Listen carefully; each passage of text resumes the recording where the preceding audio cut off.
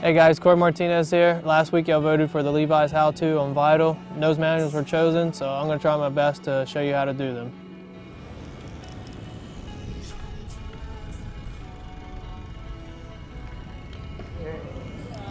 Alright, so basically, for me, the easiest way to figure it out and try and learn the balance point was find an empty parking lot somewhere, and I think if you choose the spaces, between each parking spot, then that's a good goal, going from one line to another. By doing that, you're going to learn your balance point pretty much. That's honestly the easiest way to try and figure out, your balance point. Just find an empty parking lot somewhere and then try and go from space to space in the parking spaces. Once you learn that balance point and you figure out a little bit of that control, you can kind of go from a parking lot, empty spaces, to an island, like a manual pattern somewhere in a parking lot or even in a skate park. Your local skate park might have a grind box somewhere and you can practice on that. Alright, so I'm going to have Morgan and Dakota session this manual pad with me, and as you can see, we all have different styles and different bike setups and even probably just different ways of jumping over the bars. There really is no wrong or right way of doing this trick.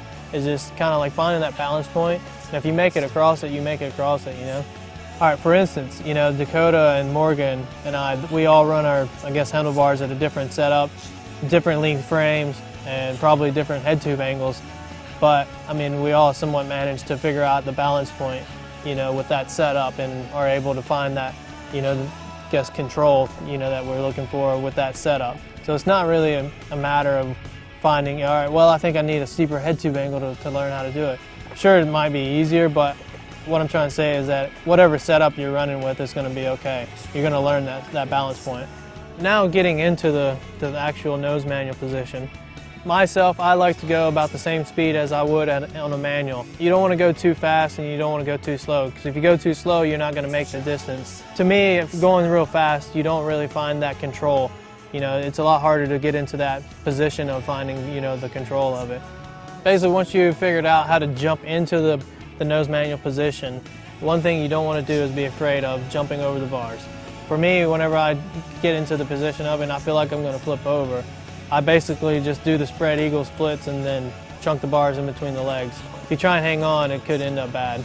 Or once you've gotten actually into the nose manual, you use your legs and your arms together sometimes. You straighten your arms out, but maybe bend your knees, and then that'll bring your back end up, or vice versa. You can straighten your legs out and bend your arms, and then that'll kind of counteract it.